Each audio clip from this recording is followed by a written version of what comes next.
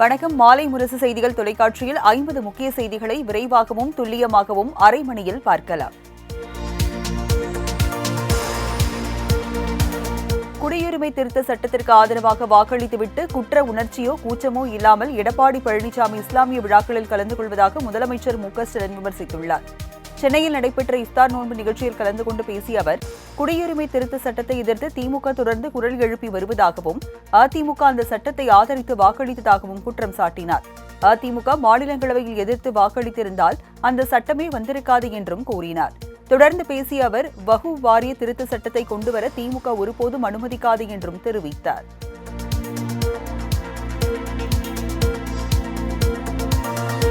தொகுதி மறுவரையறை தொடர்பாக தமிழ்நாடு எம்பிக்களுடன் பிரதமரை சந்திக்க உள்ளதாக முதலமைச்சர் மு.க.ஸ்டாலின் தெரிவித்துள்ளார். சட்டப்பேரவையில் பேசிய முதல்வர் மு.க.ஸ்டாலின் இதனை தெரிவித்தார். மேலும் கூட்டு நடவடிக்கை குழு கூட்டத்தில் பங்கேற்றவர்களுக்கு நன்றி தெரிவித்துக் கொள்வதாக முதலமைச்சர் தெரிவித்தார். தமிழ்நாடு முன்னெடுத்து செல்லும் இந்த தொகுதி மறுசீரமைப்பு குறித்த விழிப்புணர்வு தேசிய அளவில் தாக்கத்தை ஏற்படுத்தியதாக கூறிய அவர், தமிழ்நாடு போராடும், தமிழ்நாடு வெல்லும் என்ற முழக்கத்தை அடுத்த கட்டத்திற்கு எடுத்து செல்வோம் என்றும் நம்பிக்கை தெரிவித்தார்.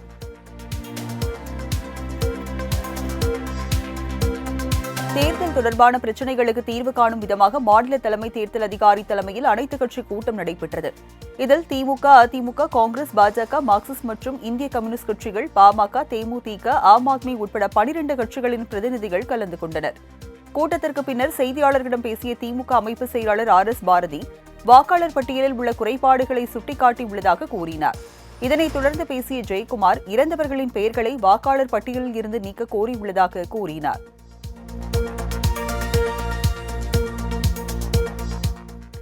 யூடியூபர் சவுக்கு சங்கர் வீட்டிற்குள் 50க்கும் மேற்பட்டு நுழைந்து சரமாரி தாக்குதல் நடத்திய சம்பவம் பரபரப்பை ஏற்படுத்தியுள்ளது. பிரபல யூடியூபர் சவுக்கு சங்கர் தூய்மை பணியாளர்கள் குறித்து சர்ச்சைக்குரிய வகையில் பேசியதாக கூறப்படுகிறது. இந்நிலையில் தூய்மை பணியாளர்கள் என கூறி 50க்கும் மேற்பட்டோர் சென்னை கீழ்ப்பாக்கத்தில் உள்ள சவுக்கு சங்கர் வீட்டிற்குள் திடுதிடுவென நுழைந்து வீட்டை சூறையாடியுள்ளனர். அவரது தாயாரை 50 பேரும் சூழ்ந்து கொண்டு ஆபாச வார்த்தைகளால் வசைபாடியதுடன் சவுக்கு சங்கரின் வீடு முழுவதும் மாட்டு சாணம், சாக்கடை, மனித மலத்தை வீசியதாகவும் கூறப்படுகிறது.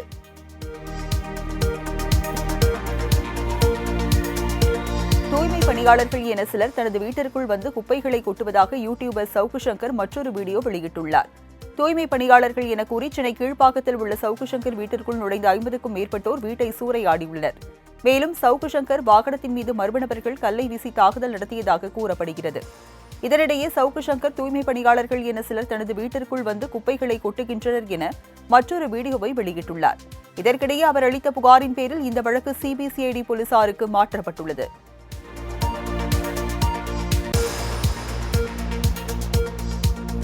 யூடியூபர் சவுக்கு சங்கர் வீட்டை அடித்து நொறுக்கி வீடு முழுவதும் மலத்தை தண்ணீரில் கலந்து ஊற்றிய சம்பவத்திற்கு அரசியல் கட்சித் தலைவர்கள் கண்டனம் தெரிவித்துள்ளனர். இந்த சம்பவத்திற்கு எதிர்க்கட்சித் தலைவர் எடப்பாடி பழனிசாமி, பாஜக மாநில தலைவர் அண்ணாமலை உள்ளிட்டோர் கண்டனம் தெரிவித்துள்ளனர். தூய்மை பணியாளர்கள் போர்வையில் தாக்குதல் நடத்திய மர்ம நபர்களை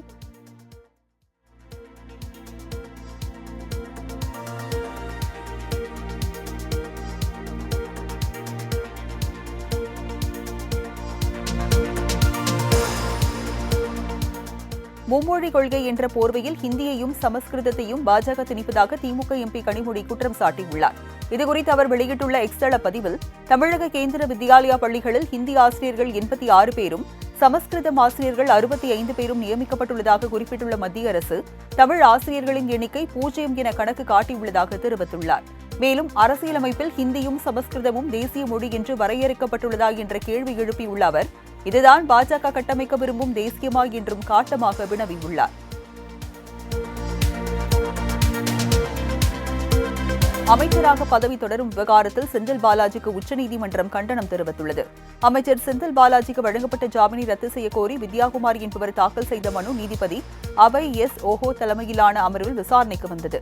அப்போது இந்த விவகாரத்தில் வழங்கப்பட்ட அறிவுறுத்தல் என்ன ஆனது என்று செந்தில் பாலாஜி தரப்புக்கு கேள்வி எழுப்பிய நீதிபதி 10 நாட்களுக்குள் செந்தில் பாலாஜி பதிலளிக்க உத்தரவிட்டது.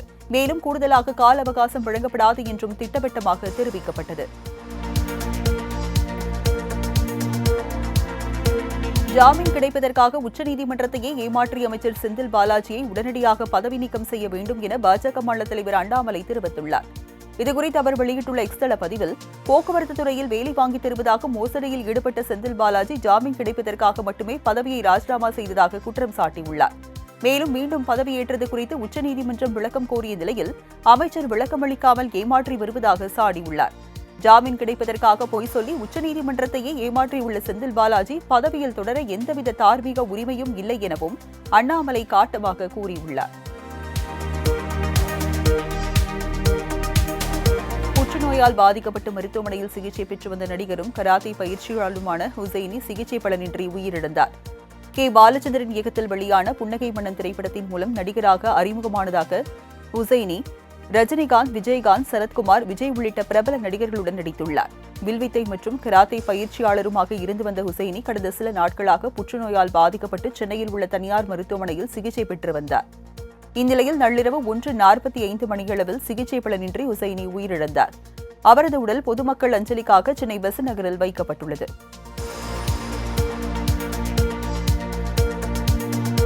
கடந்த 2024-25 நிதியாண்டில் தமிழ்நாடு கனிமவள நிறுவனம் மூலம் 125 கோடி லாபம் ஈட்டப்பட்டுள்ளதாக கனிமவளத்துறை கொள்கை விளக்க குறிப்பில் தெரிவிக்கப்பட்டுள்ளது. தமிழக சட்டப்பேரவையில் இன்று தாக்கலான கொள்கை விளக்க குறிப்பில் 2024-2025 நிதியாண்டில் பிப்ரவரி 2025 வரை கனிமங்கள் மூலம் மொத்தமாக 1704 கோடி வருவாய் ஈட்டப்பட்டுள்ளதாக தெரிவிக்கப்பட்டுள்ளது. சட்டத்திற்கு புறம்பாக கனிமங்களை எடுத்துச் சென்ற 3741 வாகனங்கள் பறிமுதல் செய்யப்பட்டுள்ளதாகவும் வண்டல் மண் மற்றும் களிமண் எடுக்கும் திட்டத்தின் கீழ் 4460 லட்சம் கனமீட்டர் மண் எடுக்கப்பட்டுள்ளதாகவும் தெரிவிக்கப்பட்டுள்ளது. கீழ்பெண்ணாத்தூர் புறவழிச்சாலை அமைப்பதற்கான நிலம் எடுப்பு பணிகள் ஓரிரு மாதங்களில் தொடங்கும் என அமைச்சர் ஏவா வேலு தெரிவித்துள்ளார். சட்டப்பேரவையில் வினாவிடை நேரத்தில் உறுப்பினர்களின் கேள்விகளுக்கு துறை சார்ந்த அமைச்சர்கள் பதிலளித்தனர். அப்போது கீழ்பெண்ணாத்தூர் தொகுதி சட்டமன்ற உறுப்பினர் பிச்சாண்டி கீழ்பெண்ணாத்தூர் புறவழிச்சாலை எப்போது அமைக்கப்படும் என்றும் சென்னையை போன்று மதுரை, திருச்சி, சேலத்திலும் வெளிவட்ட சாலை அமைக்கப்படுமா என்றும் கேள்வி எழுப்பினார். இதற்கு பதிலளித்த அமைச்சர் ஏவா வேலு திருவண்ணாமலையில் ரவுண்டானா அமைக்கப்பட்டு விட்டது என்றும் வேலூரில் இருந்த செங்கம் சாலையை இடைத்துவிட்டால் ரவுண்டானா சாலை அமைந்துவிடும் என்றும் கூறினார். வீட்டு வசதி வாரியத்திற்கு சொந்தமான இடத்தில்தான் அடுக்குமாடி குடியிருப்பு கட்ட முடியும் என அமைச்சர் முத்துசாமி தெரிவித்துள்ளார். சட்டப்பேரவையில் சட்டமன்ற உறுப்பினர் ஜெயக்குமார் கருமாடி சிறுபாளையம் பேரூராட்சி சாலையில் அரசுக்கு சொந்தமான 5 ஏக்கர் நிலம் உள்ளது, இதில் அடுக்குமாடி குடியிருப்பு கட்டப்படுமா என கேள்வி எழுப்பினார். இதற்கு பதிலளித்த அமைச்சர் முத்துசாமி அரசுக்கு சொந்தமான இடத்தில் அரசு அலுவலர்களுக்கு தான் வீடு கட்டி கொடுக்கப்படும் எனவும் வீட்டு வசதி வாரியத்தின் இடத்தில் மட்டுமே அடுக்குமாடி குடியிருப்புகள் கட்ட முடியும் என பதிலளித்தார். தென் மாநில முதலமைச்சர்கள் தமிழகத்தை நோக்கி படையெடுத்து வரும் நிலையில் தமிழ்நாட்டின் தண்ணீர் பிரச்சினைகளை பேசி தீர்க்க வேண்டும் என முன்னாள் அமைச்சர் RB உதயகுமார் வலியுறுத்தியுள்ளார். சட்டப்பேரவையில் மானிய கோரிக்கை விவாதத்தில் பேசிய அவர் தமிழ்நாட்டில் கழிவுநீர் கலக்காத ஆறுகளே இல்லை என்ற நிலை உள்ளதாக கூறினார். நீர்வளத்துறையில் அதிமுக ஆட்சியைப் போல் தற்போதைய ஆட்சியில் சாதிக்க முடியவில்லை எனவும் மலையளவு அறிவித்து மடு அளவே பணிகள் நடப்பதாக குற்றம் சாட்டினார். தமிழக அரசின் அனுமதி இல்லாமல் எந்த கொம்பனாலும் மேகதாதுவில் அணை கட்ட முடியாது என்று நீர்வளத்துறை அமைச்சர் துரைமுருகன் திட்டவட்டமாக தெரிவித்துள்ளார். சட்டமன்றத்தில் பேசிய அவர் இவ்வாறு தெரிவித்தார். மேலும் முல்லை பெரியாறு அணையை பலப்படுத்த தொடர்ந்து கேரள அரசு முட்டுக்கட்டை போடுவதாக நீர்வளத்துறை குற்றம் சாட்டியுள்ளது.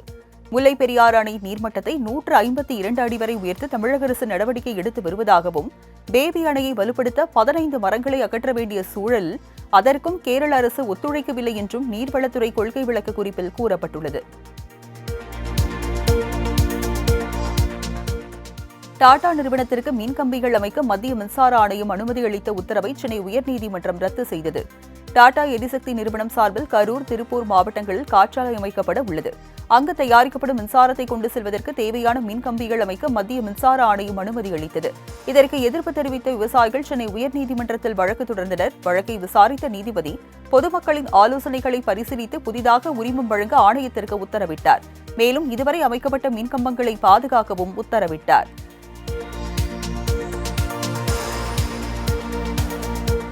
ரவுடி பாம் சரவணனுக்கு தனியார் மருத்துவமனையில் சிகிச்சை அளிக்க கோரிய மனுவை சென்னை உயர்நீதிமன்றம் தள்ளுபடி செய்தது. கடந்த ஜனவரி மாதம் 14ஆம் தேதி ரவுடி பாம் சரவணனை போலீசார் துப்பாக்கியால் சுட்டு பிடித்தனர். இதனால் அவருக்கு காலில் காயம் ஏற்பட்ட நிலையில் ஸ்டான்லி மருத்துவமனையில் வைத்து சிகிச்சை அளிக்கப்பட்டது. இருப்பினும் அவர் முழுமையாக குணமடையவில்லை என கூறப்படுகிறது. இதையடுத்து பாம் சரவணனின் மனைவி தாக்கல் செய்த மனுவில் தனது கணவருக்கு தனியார் மருத்துவமனையில் சிகிச்சை அளிக்க கோரினார். இதற்கு கூடுதல் குற்றவியல் வழக்கறிஞர் எதிர்ப்பு தெரிவித்த நிலையில் பாம் சரவணனின் மனைவி அளித்த மனுவினை தள்ளுபடி செய்து நீதிபதிகள் உத்தரவிட்டனர். சேலத்தை சேர்ந்த பிரபல ரவுடி ஜான் படுகொலை செய்யப்பட்ட சம்பவத்தில் மேலும் ஒருவர் ஈரோடு நடுவர் நீதிமன்றத்தில் சரணடைந்துள்ளார். சேலம் கிச்சிப்பாளையம் பகுதியைச் சேர்ந்த ஜான் என்கின்ற சாணக்கியா கடந்த 19ஆம் தேதி ஈரோடு மாவட்டம் நசியனூர் அருகே காரில் படுகொலை செய்யப்பட்டார். இது தொடர்பாக சித்தேடு போலீசார் வழக்கு பதிவு செய்து விசாரணை மேற்கொண்டு வருகின்றனர். கொலை தொடர்பாக கடந்த 20ஆம் தேதி இருவர் நீதிமன்றத்தில் சரணடைந்தனர். இதனைத் தொடர்ந்து சேலம் கிச்சிப்பாளையத்தைச் சேர்ந்த கோகுல சுகவனேஸ்வரன் ஈரோடு நடுவர் நீதிமன்றத்தில் சரணடைந்தார். அவரை 15 நாள் காவலில் வைக்க நீதிபதி அப்சல் ஃபாத்திமா உத்தரவிட்டார்.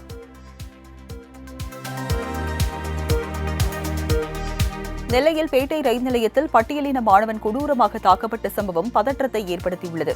பேட்டையில் உள்ள அரசு ITIயில் 2ஆம் ஆண்டு படித்து வரும் பள்ளிமடையை சேர்ந்த மாணவன் அங்குள்ள ரயில் நிலையத்தில் நின்றுள்ளார். அப்போது அங்கு வந்த சக மாணவர்கள் அசோக் மீது கொலைவெறி தாக்குதல் நடத்தியுள்ளனர்.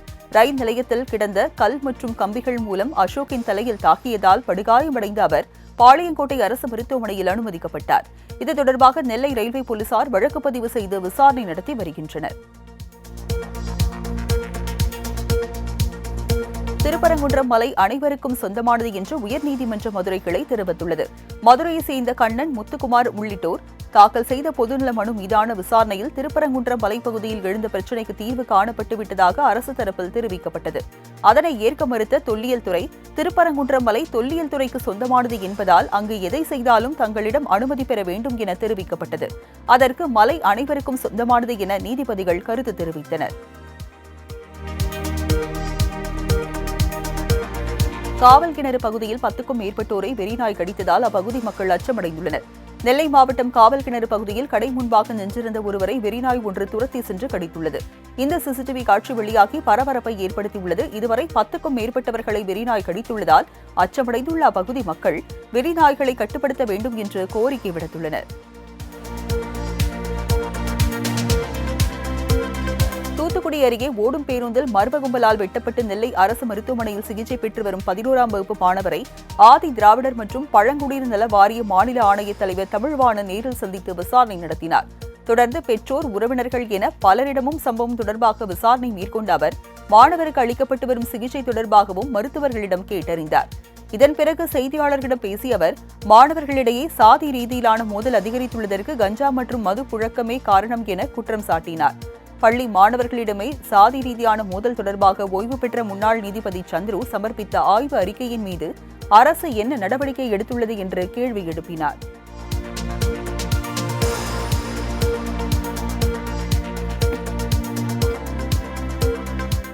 திருப்பத்தூர் மாவட்டம் வாணியம்பாடியில் வீட்டில் சார்ஜ் போட்டிருந்த மின்சார இருசக்கர வாகனம் தீப்பிடித்து எரிந்த சம்பவம் அப்பகுதியில் பரபரப்பை ஏற்படுத்தியுள்ளது. காஜா நகர் முதல் தெருவில் வசித்து வரும் ஷஃபீக் அகமது என்பவர் தனது மின்சார வாகனத்தை சார்ஜில் போட்டிருந்த போது மின்கசிவு ஏற்பட்டு தீப்பற்றி எரிந்துள்ளது. இந்நிலையில் வாகனத்தின் அருகில் நிறுத்தப்பட்டிருந்த பல்சர் வாகனம் மற்றும் வீட்டு ஜன்னல்களும் தீயில் கருகி சேதமடைந்தது. இது தொடர்பாக தகவல் அறிந்த போலீசார் விபத்து குறித்து வழக்கு பதிவு செய்து விசாரணை மேற்கொண்டு வருகின்றனர். நாட்ராம்பள்ளி அருகே பணம் தர மறுத்த பைனான்சியர் சரமாரியாக தாக்கப்பட்ட CCTV காட்சிகள் வெளியாகி பரபரப்பை ஏற்படுத்தியுள்ளது. திருப்பத்தூர் மாவட்டம் நாட்ராம்பள்ளியில் பைனான்ஸ் கடை வைத்திருக்கும் தமிழரசன் என்பவர் தனது நண்பரான அசோக்குமார் என்பவருக்கும் தன்னை போன்றே கடை வைத்து கொடுத்ததாக கூறப்படுகிறது.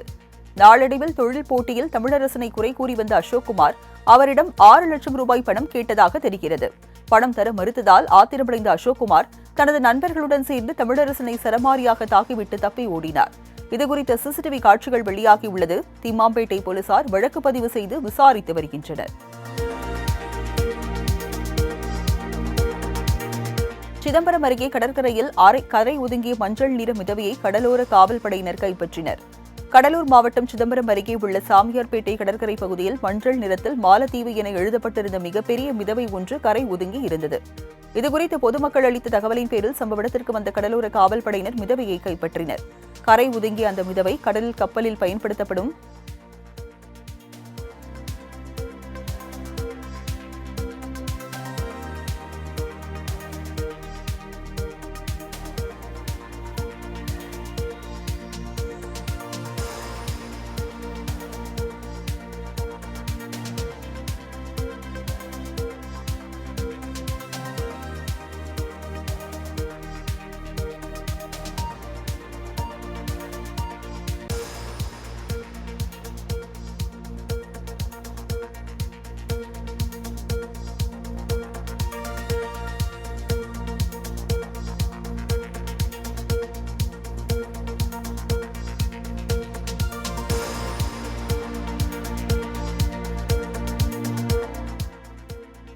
தமிழகம் வந்தடைந்த மத்திய தொழில் பாதுகாப்பு படையினரின் சைக்கிளத்தான் விழிப்புணர்வு பேரணியை மீனவர்கள் உற்சாகமாக வரவேற்றனர். கடலோர பாதுகாப்பு குறித்த விழிப்புணர்வை ஏற்படுத்தும் விதமாக கடந்த 7ஆம் தேதி மேற்கு வங்காளத்தில் சைக்கிளத்தான் பேரணியை மத்திய உள்துறை அமைச்சர் அமித் ஷா தொடங்கி வைத்தார்.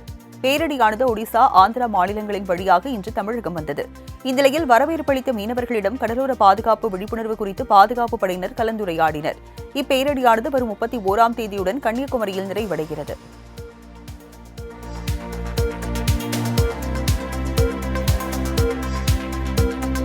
வரும் 2 நாட்களுக்கு மேற்கு தொடர்ச்சி மலை மற்றும் அதனை ஒட்டிய மாவட்டங்களில் லேசானது முதல் மிதமான மழை பெய்ய வாய்ப்பு உள்ளதாக சென்னை வானிலை ஆய்வு மையம் தெரிவித்துள்ளது. பூமத்திய ரேகையை ஒட்டிய இந்திய பெருங்கடல் மற்றும் தென்கிழக்கு வங்கக்கடலில் ஒரு வளிமண்டல கீழடுக்கு சுழற்சி நிலவுகிறது என்றும் இதனால் தமிழகம், புதுச்சேரி, காரைக்காலில் இடி மின்னலுடன் கூடிய லேசானது முதல் மிதமான மழை பெய்யும் என்றும் வானிலை மையம் வெளியிட்டுள்ள அறிக்கையில் கூறப்பட்டுள்ளது. மேலும் 27, 28 ஆகிய தேதிகளில் இயல்பை விட 3 டிகிரி செல்சியஸ் வெப்பம் அதிகரிக்கும் என்றும் தெரிவிக்கப்பட்டுள்ளது. சென்னையில் 72 நாட்கள் நடைபெற்ற சுற்றுலா பொருட்காட்சியை 5.5 லட்சம் பேர் பார்வையிட்டதாக சுற்றுலாத்துறை அதிகாரிகள் தெரிவித்துள்ளனர். தமிழக சுற்றுலாத்துறை சார்பில் ஒவ்வொரு ஆண்டும் சென்னை தீவுத்திடலில் அரசு தொழில் பொருட்காட்சி நடைபெறுகிறது. அந்த வகையில் இந்த ஆண்டுக்கான சுற்றுலா பொருட்காட்சி கடந்த ஜனவரி 6ஆம் தேதி தொடங்கியது. மத்திய, மாநில அரசுகளின் 53 அரங்குகளுடன் பொழுதுபோக்கு, விளையாட்டு சாதனங்கள், 100க்கும் மேற்பட்ட கடைகள் அமைந்திருந்தது. 72 நாட்கள் நடைபெற்ற சுற்றுலா பொருட்காட்சி நேற்றுடன் நிறைவு பெற்றது.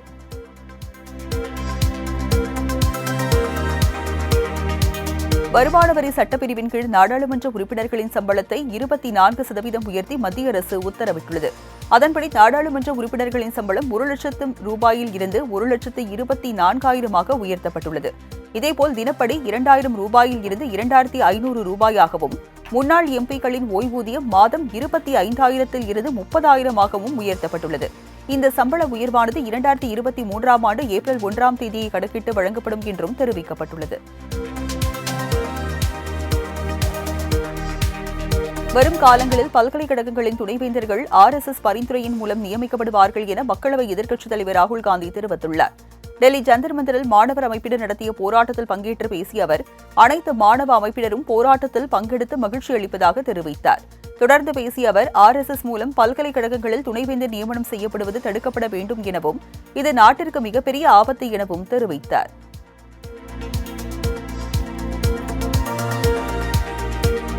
மத்திய அமைச்சர் JP நட்டா மற்றும் காங்கிரஸ் மூத்த தலைவர் மல்லிகார்ஜுன கார்கே ஆகியோரிடம் மாநிலங்களவைத் தலைவர் ஜெகதீப் தன்கர் ஆலோசனை நடத்தினார். நீதிபதி ஒருவர் ஊழல் முறைகேட்டில் சிக்கியது தொடர்பாக இந்த ஆலோசனையில் விவாதிக்கப்பட்டதாக கூறப்படுகிறது. நீதித்துறையின் மனதை அசைக்கும் பிரச்சினை குறித்து விவாதிக்கப்பட்டதாக ஜெகதீப் தன்கர் தெரிவித்திருக்கிறார்.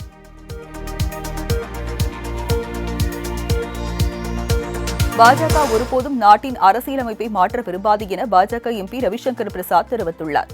இதுகுறித்து பேசிய அவர், நாட்டின் அரசியலமைப்பை பாஜக மாற்றுவதாக காங்கிரஸ் பொய்யான குற்றச்சாட்டை பரப்புவதாக தெரிவித்தார்.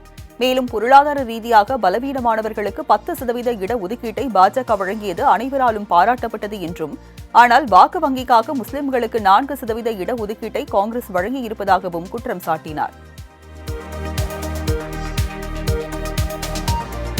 கர்நாடக சட்டசபையை முடக்க பாஜக உள்ளிட்ட எதிர்க்கட்சிகள் சதி செய்ய காங்கிரஸ் MP பிரியங்கா காந்தி குற்றம் சாட்டியுள்ளார். கர்நாடகாவில் முஸ்லிம்களுக்கு 4% இட ஒதுக்கீடு அளிக்கும் மசோதா மாநில காங்கிரஸ் அறிமுகம் செய்தது. இதற்கு பாஜக உள்ளிட்ட எதிர்க்கட்சிகள் கடும் எதிர்ப்பு தெரிவித்து அவையை முடக்கி வருகின்றனர். இந்த விவகாரம் இன்று நாடாளுமன்றத்திலும் எதிரொலித்தது. இதுகுறித்து பேசிய பிரியங்கா காந்தி, சட்டசபை செயல்படக்கூடாது என எதிர்க்கட்சிகள் நினைப்பதாகவும், அதற்காக பல்வேறு சாக்குப்போக்குகள் கூறி அமளியில் ஈடுபடுவதாகவும் சாடினார்.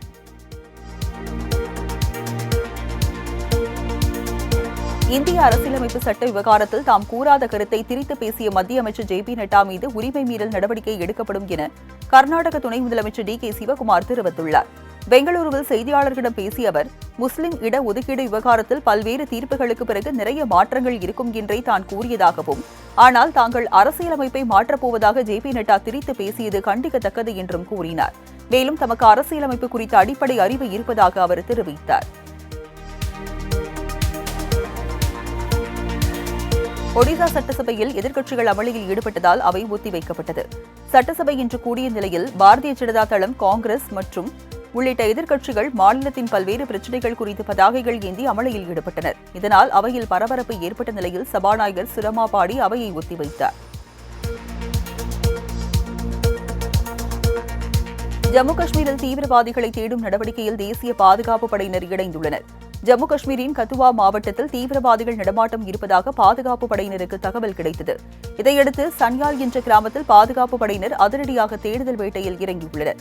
இதனிடையே பாதுகாப்பு படையினருக்கும் தீவிரவாதிகளுக்கும் இடையே துப்பாக்கிச்சூடு நடைபெற்றது. இந்நிலையில் தீவிரவாதிகளை பிடிக்கும் பணியில் பாதுகாப்பு படையினருடன் தேசிய பாதுகாப்பு படை அதிகாரிகள் இணைந்துள்ளனர்.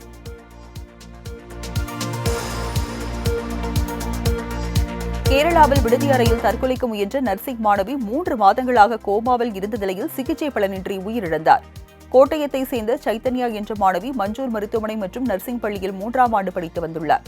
இந்நிலையில் கடந்த டிசம்பர் மாதம் தாமதமாக வந்த மாணவியை விடுதி காப்பாளர் திட்டியதோடு உணவு மற்றும் தண்ணீர் தர மறுத்ததாக கூறப்படுகிறது. இதனால் மனமுடைந்த மாணவி தற்கொலைக்கு முயன்று கோழிக்கோடு மருத்துவக் கல்லூரியில் அனுமதிக்கப்பட்டிருந்தார்.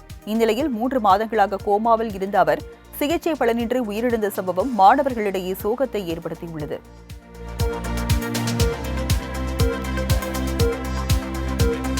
ஒடிசாவில் அங்கன்வாடி மையத்தில் சத்துணவு சாப்பிட்ட 2 குழந்தைகள் உயிரிழந்த சம்பவம் அதிர்ச்சியை ஏற்படுத்தியுள்ளது. கஜபதி மாவட்டத்தில் உள்ள ராம்கிரி கிராமத்தில் உள்ள ஒரு அங்கன்வாடியில் இந்த துயரம் நிகழ்ந்துள்ளது. அங்கன்வாடியில் தயாரிக்கப்பட்ட உணவு குழந்தைகளுக்கு விநியோகம் செய்யப்பட்ட நிலையில் 2 குழந்தைகள் மயக்கமடைந்து உயிரிழந்ததாக கூறப்படுகிறது. நாகூர் வன்முறையின் முக்கிய குற்றவாளியான பஹீம்கான் வீட்டை பொதுப்பணித்துறை அதிகாரிகள் இடித்து தரைமட்டமாக்கினர். அவுரங்கசீப்பின் கல்லறையை அகற்ற வலியுறுத்தி கடந்த வாரம் இந்து அமைப்பினர் நடத்திய போராட்டத்தில் திடீரென வன்முறை வெடித்தது. இதில் போலீசார் உள்பட பலரும் காயமடைந்த நிலையில் தனிப்படை அமைத்து குற்றவாளிகளை போலீசார் தேடி வந்தனர். இந்நிலையில் வன்முறையின் முக்கிய குற்றவாளியான சிறுபான்மை ஜனநாயக கட்சித் தலைவர் பஹீம்கானை கைது செய்த போலீசார் அவர் தங்கியிருந்த வீட்டை இடித்து அகற்றினர்.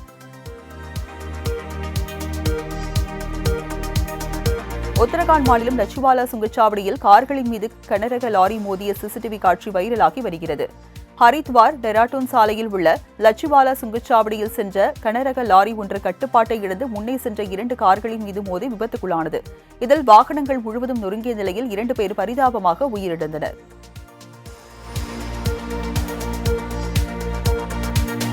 குஜராத்தில் தனியார் தொழிற்சாலையில் பெரும் தீ விபத்து ஏற்பட்டதில் லட்சக்கணக்கான ரூபாய் மதிப்புள்ள பொருட்கள் எரிந்து சாம்பலானது. உணவுப் பொருள் தயாரித்த போது பாய்லர் வெடித்து தீ விபத்து ஏற்பட்டதாக கூறப்படுகிறது. தொழிற்சாலையில் வைக்கப்பட்டிருந்த பிளாஸ்டிக் பைகள் எண்ணெய் பொருட்களால் வேகமாக பரவிய தீ கொழுந்துவிட்டு எரிந்ததால் அப்பகுதியை புகைமண்டலமாக காணப்பட்டது. தகவல் அறிந்த தீயணைப்பு வீரர்கள் பல மணி நேரம் போராடி தீயை அணைத்து கட்டுக்குள் கொண்டு வந்தனர். தீ விபத்தில் நல்வாய்ப்பாக உயிர் சேதம் தவிர்க்கப்பட்டது.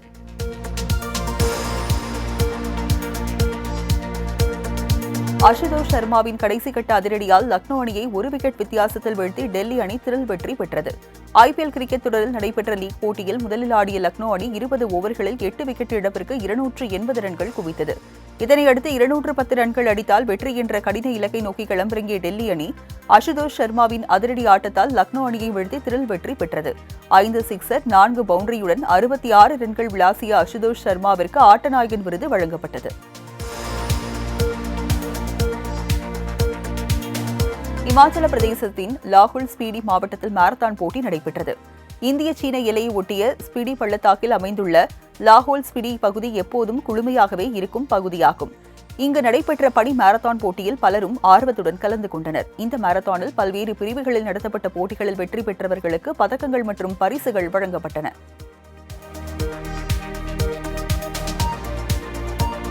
காசாவில் மருத்துவமனை குறிவைத்து இஸ்ரேல் நடத்திய ஏவுகணை தாக்குதலில் ஹமாஸ் தலைவர் உயிரிழந்துள்ளார். தெற்கு காசாவில் அமைந்துள்ள மருத்துவமனை குறிவைத்து இஸ்ரேல் ஏவுகணை வீசி தாக்குதல் நடத்தியுள்ளது. இந்த தாக்குதலில் மருத்துவமனையில் சிகிச்சை பெற்று வந்த ஹமாஸ் அரசியல் அமைப்பை சேர்ந்த இஸ்மாயில் உயிரிழந்தார். இதுகுறித்து ஹமாஸ் வெளியிட்டுள்ள அறிக்கையில், ஆக்கிரமிப்பின் நீண்டகால பயங்கரவாதத்தை தொடரும் வகையில் உயிர்கள் மற்றும் மருத்துவ வசதிகளை அளிக்கும் இந்த குற்ற செயலை வன்மையாக கண்டிப்பதாக தெரிவித்திருந்தார். மேலும் இஸ்ரேல் நடத்தி வரும் கொடூர தாக்குதல்களில் இதுவரை 50,000-க்கும் மேற்பட்டோர் உயிரிழந்துள்ளனர்.